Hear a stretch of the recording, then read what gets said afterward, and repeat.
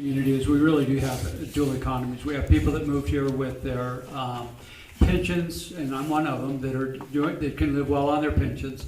And then there are the people that have to eke out a living, and it takes 2 or 3 people at the service industry wage to make a living here.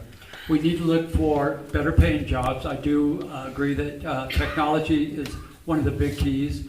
You can't have high-speed internet jobs when you're every time you turn on your computer, you're getting dial-up speed. It doesn't work. We're working hard to fix that. Regulations are a big problem in the affordable housing.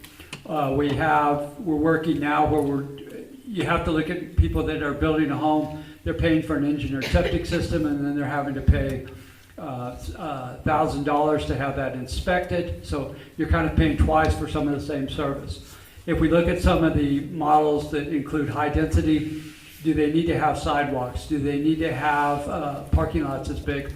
Are there some ways that we can cut the regulation so that the cost transfers on to the people that are renting homes or buying homes? I bought my first house when I was 20 years old. I saved for my down payment. I know how hard it is. We also need to teach people to be wise with their money when they're young. I endorse the Circles program. And I got the card, so I just got a little bit of time. I'm going to tell you this, affordable child care affects us all. If a doctor can't get daycare here, they're not going to come here.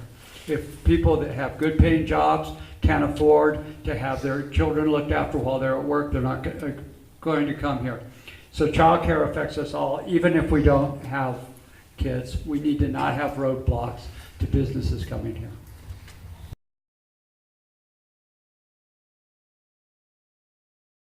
It's the difference between talking about ideas and people that are doing ideas. Somebody mentioned the CDC. I've been a CDC member for, I believe, 5 or 6 years. I can definitely say 4, and we are focused on economic development.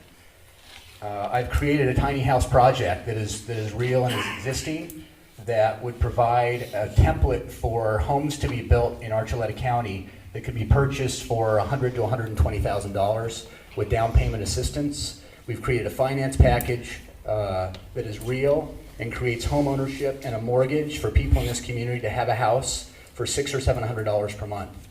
The project is interesting enough that it was submitted to the governor's office in a call to address this problem statewide and was awarded a grant, one of 3 in the state, and the governor's representatives are coming here on October 31st to talk to us about that project. How do we raise wages in our community? By seeking and searching for businesses and sectors of business that can pay people more money. Low-hanging fruit. High-tech jobs that can come here with people that can work in their homes. I think we all know people that work from their homes and work for large companies that don't have to be located here, that get a great wage here, that make good money here and inject that money into the economy. In the last 2 weeks, I've knocked on about 500 doors. And it's amazing to see how many people's homes you go to where somebody's on their computer cranking away, making a good job, and what do they say? Please help us get reliable, high-speed broadband here, and more people like us will come here. That's a high-paying, high-wage job. That money trickles down in our local economy, that word spreads, more of those people can come here. We can, and I think it is our responsibility to find ways to increase the wage level in this community. There are other ways. I've been involved in the Housing Authority meetings, and they are passing, suggesting tomorrow morning, framing that and getting prepared to announce that to the town and creating a reduction in restrictions that will allow things like the tiny house project to be built and become real. We can, and we are solving this problem.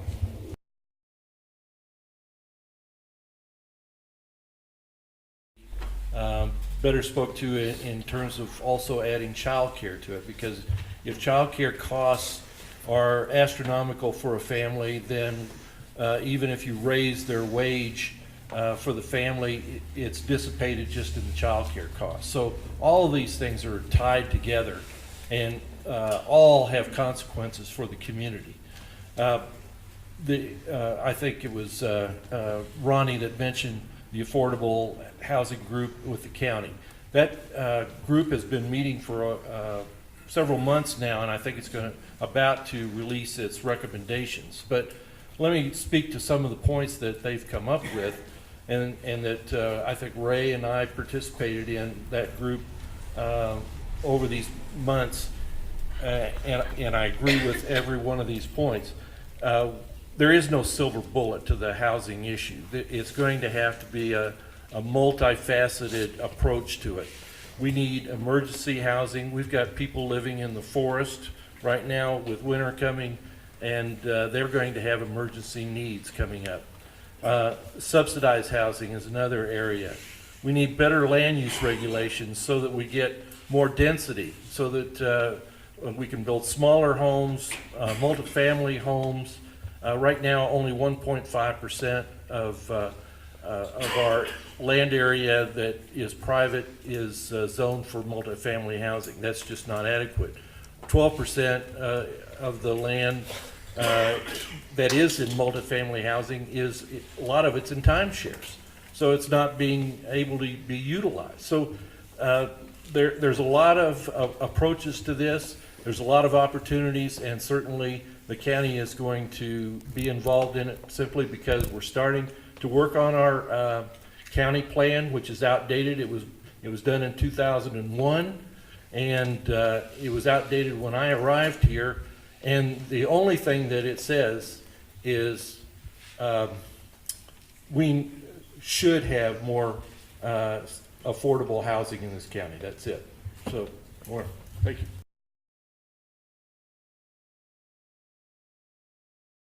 Them on partially help funding to see what they can do to generate more business in Archuleta County.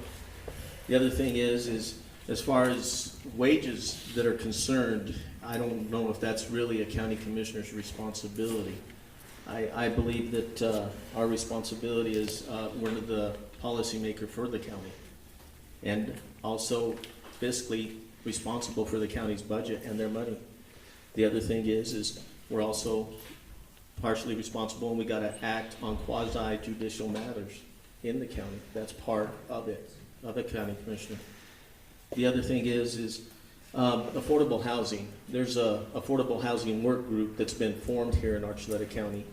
Flora Goheen, she's kind of involved with that. She works for the county as well. And if you would get on or talk with Flora, she would give you some information as to some of the things and the ideas that they're coming up with. I'm also, like I said earlier, I'm chairman of the Town Planning Commission. So there may be some issues, and I can't really, we know housing's a problem, but I can't personally interject my issues about what I think we need to really do, or what they're even discussing sometimes, because it'll eliminate me from making a quasi-judicial decision if some of these developments or proposals come before us. But I do definitely think and believe that we need to look forward and start focusing on housing, but we need to also start focusing on our infrastructure to generate more business for Archuleta County. Infrastructure is the key.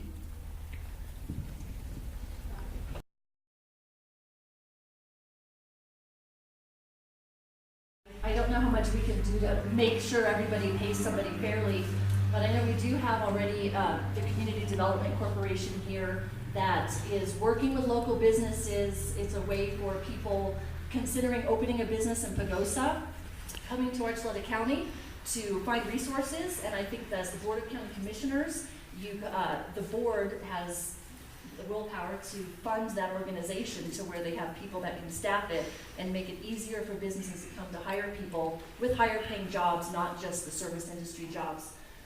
Specifically related to affordable housing opportunities, that's a very near and dear issue to my heart. Actually, Ray Finney with Colorado Housing helped me get a home in 1999 through Colorado Housing, through their affordable housing self-help program. I built a home that I'm still in now. There were 6 of us that got together in a group.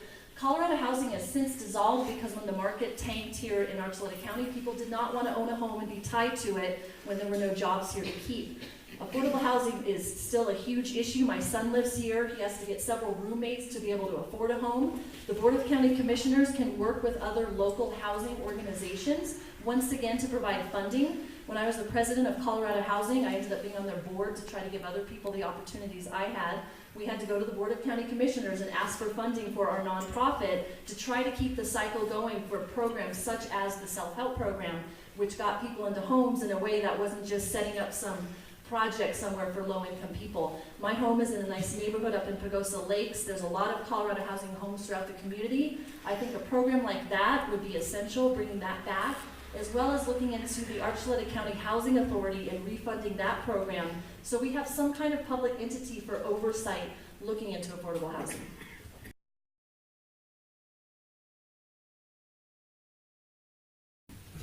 I think that is the $64,000 question.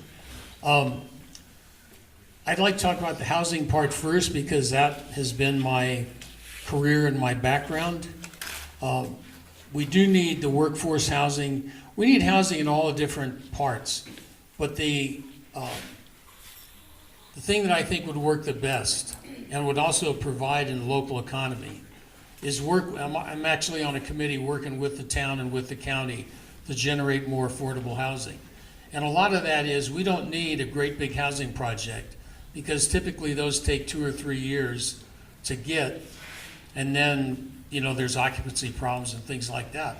But I think we really need to support our local builders to build duplexes, to build fourplexes, 8-unit projects, 12-unit projects, something that the local builder and the local banks can support. And I think if we go into that affordable housing, that we can actually make a big dent in what our problem is. I think from a county commissioner's point of view, we have to be willing to open up whatever doors there are. Another thing that the realtors brought up to me is they're what they call orphan lots. There are lots, especially around the county, especially in PLPOA, that do not have one service or another, either no electricity, no water, no something else. And that's another piece to the puzzle. As far as the increasing jobs, I think we got plenty of jobs. I think the problem is we don't have anywhere for people to live and we don't have affordable child care. And those are the 2 key issues that I think have to be faced at the county level. And I'm willing to go to Denver. I'm willing to go wherever it takes. I still have all the phone numbers in my phone book, and I will shake the grates for you in this issue of housing and decent wages.